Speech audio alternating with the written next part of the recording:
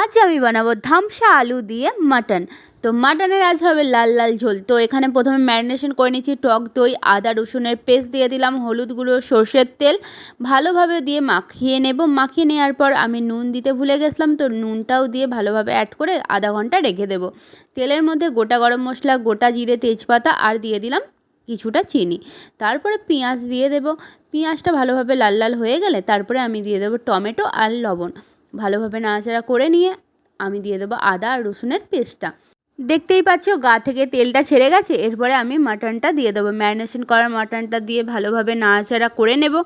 নাড়াচাড়া করে নিয়ে আমি দিয়ে দেবো সামান্য একটু টমেটো কেচাপ আর দিয়ে দেবো ক্যাপসিকাম।